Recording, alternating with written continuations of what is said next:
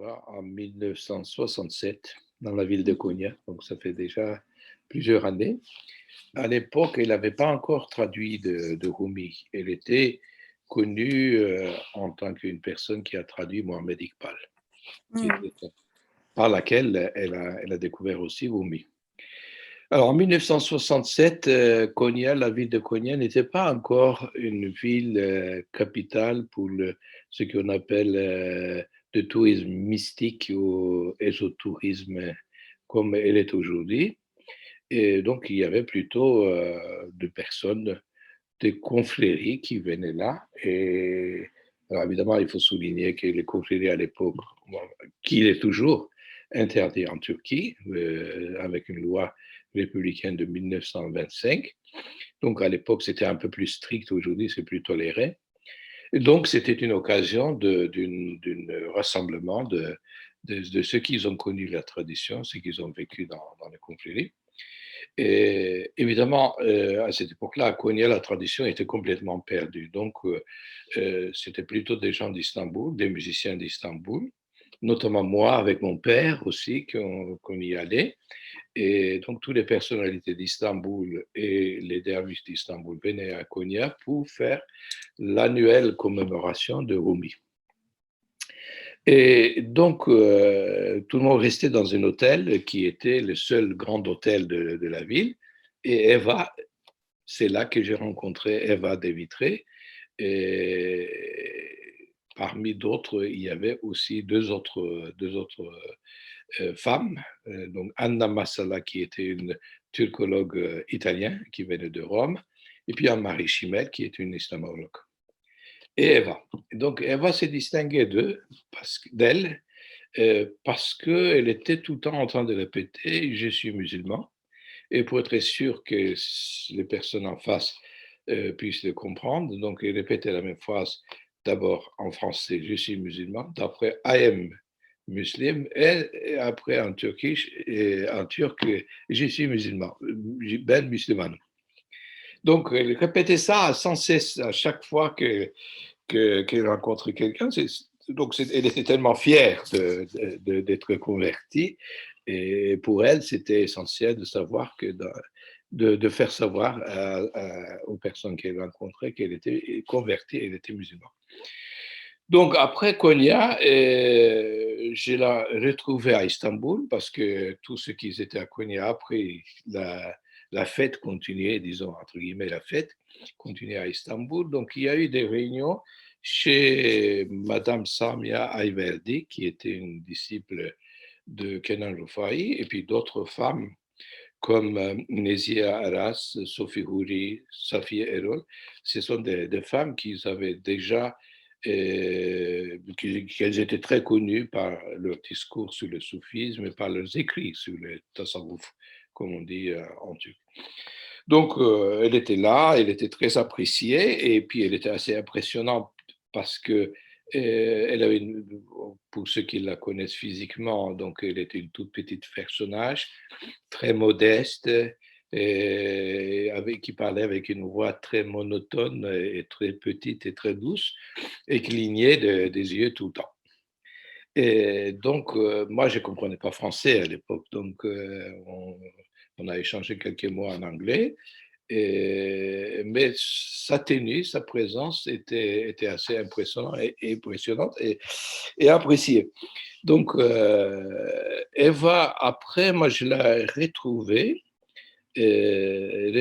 à Paris, parce que quand je suis installé à Paris, d'ailleurs, on est venu là en 1970 pour faire des cérémonies de Dervish Turner au théâtre de la ville. Alors, elle était très présente parce que c'est les SEMA qu'on a préparé, c'était 6 représentations, donc toute une semaine. Et chaque soir, il y avait une réunion chez quelqu'un. Donc, Eva, elle était là encore. Et donc, elle faisait partie un peu de nos rencontres, de ce pont entre l'Europe et ceux qui représentaient la tradition de Mevleviya, des Derviches. Donc, après, moi, quand je suis venu à Paris en 1972, j'ai découvert qu'il y avait beaucoup d'académiciens marocains, enfin, particulièrement marocains, mais Afrique du Nord, Algériens, des Turcs, des Persans, des Hindous, enfin tous ceux qui parlaient le français, qui étaient là pour faire un doctorat, une thèse sur Rumi. Et évidemment, Eva était incontournable, incontournable. Et donc tout le monde lui rendait visite dans son appartement parisien. Et donc, c'était une personnage qu'on fréquentait. Nous, j'étais étudiant à l'époque aussi. Et même si je n'étais pas dans un domaine de sciences sociales, j'étais étudiant en architecture, mais j'ai fréquenté aussi avec les autres académiciens. Donc, plus tard, moi, j'avais créé une association, donc Association Mevlana, où j'enseignais le Mesnevi. Eva venait très souvent, modestement, pour m'écouter et puis poser des questions. Et de temps en temps, on allait même, j'allais même l'accompagner avec mon nez, parce qu'elle faisait des exposés, des récitations de poèmes de Rumi. Et donc, moi, je l'accompagnais avec le nez, avec quelques amis, d'autres amis musiciens. Et donc, on a eu une relation assez étroite. D'ailleurs, même par exemple, quand il a fait son Rubaiyat, vous voyez ces dessins, je le commandais à un ami miniaturiste turc pour qu'il puisse utiliser pour le couvercle de son livre, et qui s'appelle Ahmet Yakuboğlu, qui était un grand miniaturiste. Donc, évidemment, pour moi, ce qui est important, c'est l'impact de Eva sur sa vision, sur sa compréhension de l'islam et particulièrement sur Rumi. D'ailleurs, c'est beaucoup d'académiciens qui ont fait leurs études à Paris auprès d'elle, etc., et qui ont découvert ou qui ont été profondément influencés par son discours. Mais pour moi, ce qui était étonnant, c'est que à travers Eva, j'ai découvert une autre Rumi. Parce qu'on dit, vous savez bien, en français, on dit traduction et trahison. Enfin, c'est un jeu de mots. Mais Eva, elle faisait une adaptation. Donc, elle a recréé un Rumi un peu dans son univers. Et à sa façon, c'est un Rumi qui est devenu à la fois scientifique, parce qu'il avait découvert les atomes, la fission des atomes. C'était en même temps psychanalyste, parce que dans les Mesnevi, il y a des passages où on peut faire de rapprochement. Et c'était un fin psychologue. Enfin, il était tout. Il est gnostique, il est mystique, il est savant. Mais enfin, il y avait des adjectifs et des attributs qui ont été développés dans le discours de Eva, qui, nous, traditionnellement, nous ne les connaissions pas, ces discours. Donc, c'était un autre Rumi qui a été créé par Eva.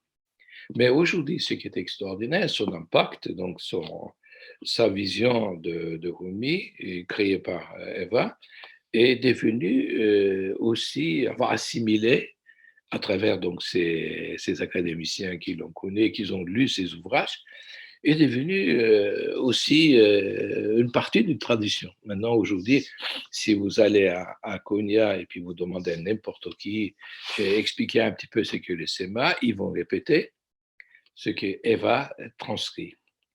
Par exemple, elle a expliqué le SEMA, la cérémonie de Davistuna, comme des planètes qui tournent autour du Soleil, c'est comme une exposé de galaxies, etc. Évidemment, tout ça traditionnellement n'existait pas. Mais aujourd'hui est devenu une façon traditionnelle de l'expliquer, parce que personne qui fait le SEMA, il va dire je représente les galaxies.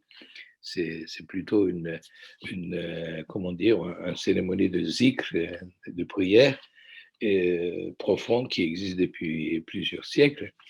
Et donc, on n'a jamais expliqué le SEMA comme ça. Il y a eu des poèmes, des images poétiques qui peuvent se transformer en symbolisme comme elle l'a fait, mais ça restait pour nous comme une poésie comme une métaphore poétique, non pas comme une définition et explication logique de la chose.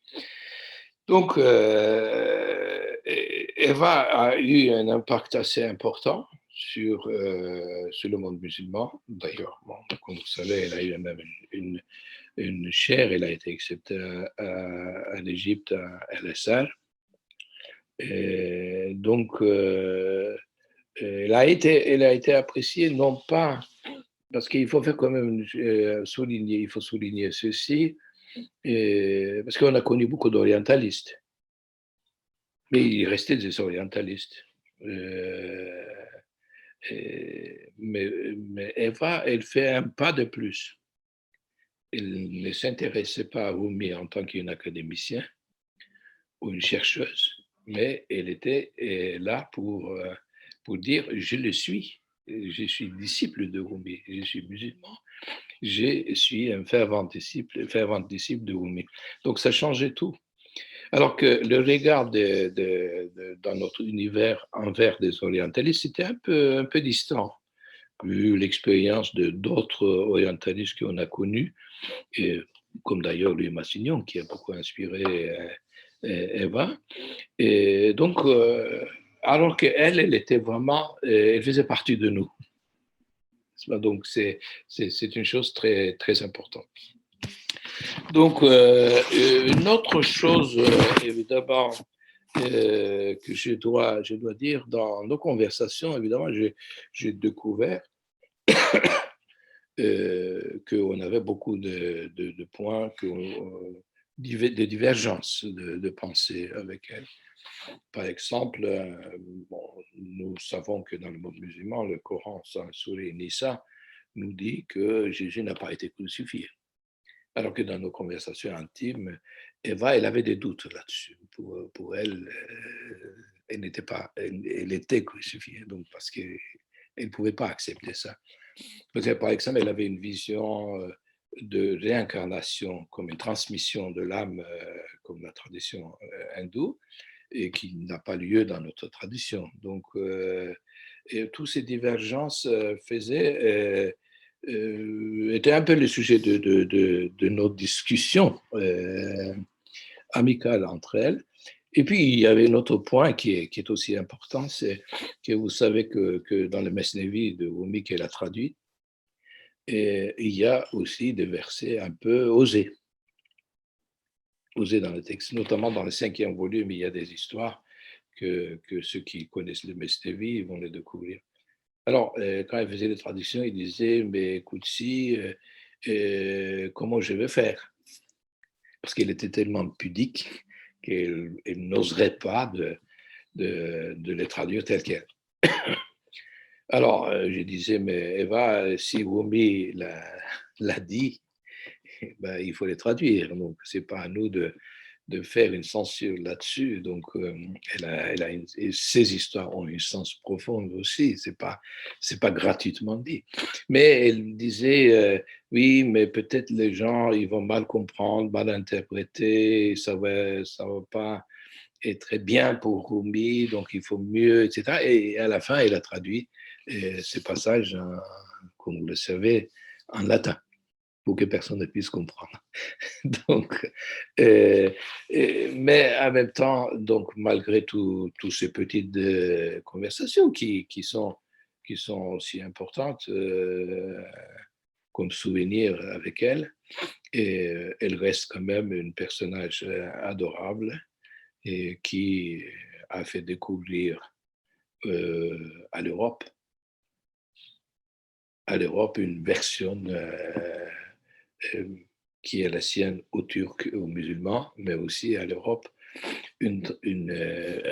presque l'ensemble des ouvrages de Rumi. Donc, son œuvre est très précieuse. Et donc, comme on dit en, en turc ou en arabe, on dit Rahim Allah.